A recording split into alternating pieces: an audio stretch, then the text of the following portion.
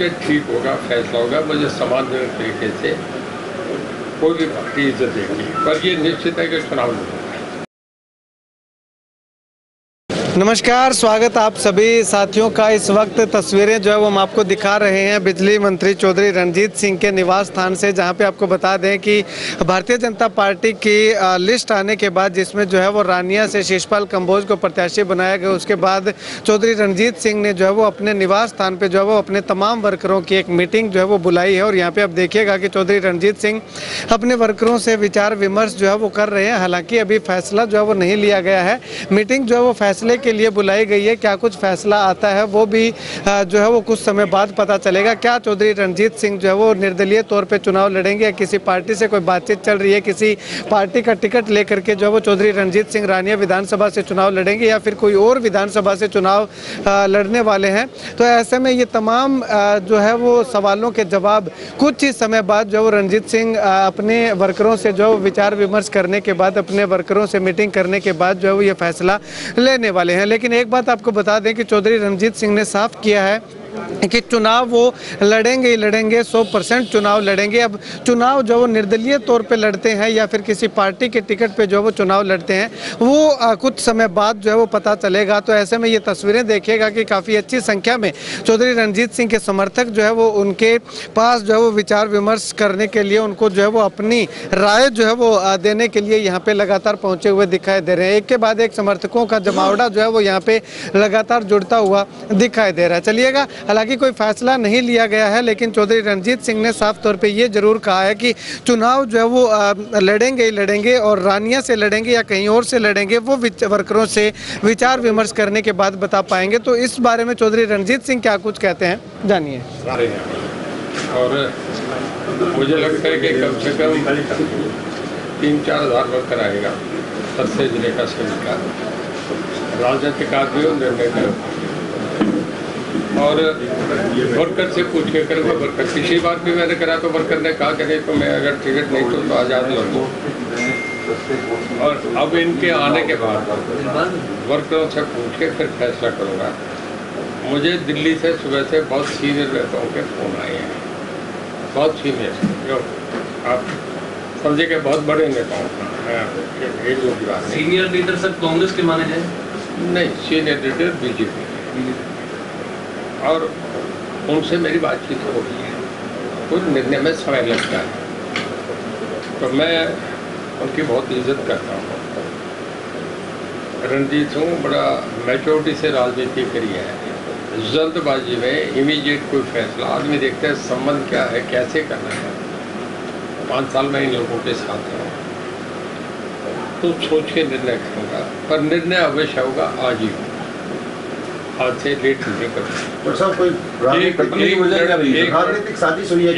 Minute में आपसे बताऊँ। नहीं, मैं कभी किसी के लिए कच्ची गंदी बात नहीं कहूँगा। मैंने पहले भी ऐसा कहा, कोई साजिश नहीं मानूंगा। देखिए, रणजीत सिंह का कद है, इसको वो भी मानते हैं। आपके सामने अमित शाह जी का प्रोग्राम रखा तो रणजीत सिंह रखे, सबसे बड़ी रैली रखो तो रणजीत सिंह रखे। आज भी हरियाणा में चैलेंज करता हूँ कि मेरे से बड़ी रैली नहीं कर सकता। ये भी चैलेंज करता हूँ कि रणजीत सिंह जिस दिन खुला घूमने लगेगा उस दिन अक्षरें उड़ने लगी जाएगी। रणजीत सिंह की छोटी हैसियत है, ये मुझे अपने आप को मैं कंप्रोमाइज़ कर ही नहीं सकता। देखता हूँ, मैं एक बार रिस्पेक्ट करता हूँ उनका क्या निर्णय करते हैं। ये दोपहर शाम तक है, उसकी वेट कर रहा हूँ। उसके बाद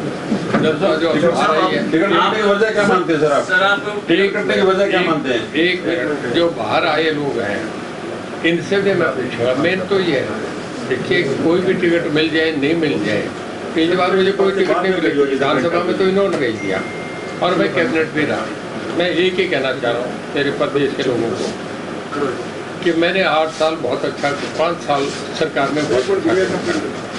पूरे हरियाणा में इस बात का चर्चा था कि रणजीत सिंह की परफॉर्मेंस A1 है। राष्ट्रपति से सम्मानित हुआ, भारतीय जनता पार्टी ने मुझे बहुत सम्मान इज्जत दी, बहुत आगे बढ़ता गया। और सबसे बड़ी भीड़ रैली भी हरियाणा में मैं करता हूँ, एक जगह नहीं। आप भी इस बात को जानते हैं कि 20, 30, 40 हल्कों में मैं 5-5, 4-4 हज़ार वोट बदलने का काम कर रहा हूँ। आपके सामने ये घटना थी जब नायब सिंह सैनी के सामने जब देशु जोधा ने ज्वाइन करी, मैंने तो नहीं कहा था, फंक्शन तो उनका था, मैं भी चला गया क्योंकि मुख्यमंत्री आए थे। और उसमें देशु जोधा ने ये कहा था कि रणजीत सिंह जी के मेरे कालावादी हल्के में 15-20 हज़ार वोट है, ये सब आपके सामने ऑन रिकॉर्ड था सारा। तो रणजीत सिंह की हैसियत तो है, तो भाई आप समझो कि ठीक होगा, फैसला होगा, मुझे सम्मानजनक तरीके से कोई भी पार्टी इज्जत देगी, पर ये निश्चित है कि चुनाव नहीं होगा। सर, रानिया से टिकट कटी है, हालांकि आपका हरियाणा के हर एक जिलों में आपका रुतबा है।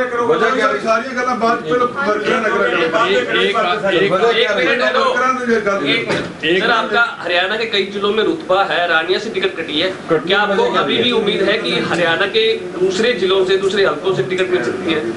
देखिए, मैं इस पे केवल कुछ नहीं करना, मैंने एक ही कहा, मेरी दिल्ली में बहुत सीनियर नेता, शीर्षक नेताओं से बात हो रही है, मैं अभी इस करके अभी कोई निर्णय को होल्ड ऑन कर रहा हूँ, और मैं मेरे जो बाहर वोटर्स आए हैं, जनता है, इनसे भी पूछ के निर्णय करूँगा।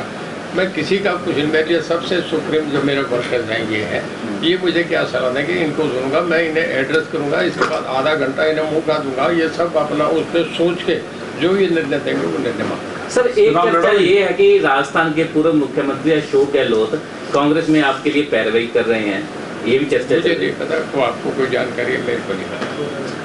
सर, चुनाव लड़ेंगे आप? चुनाव निश्चित लड़ूंगा, ये 100% है, चुनाव लड़ूंगा।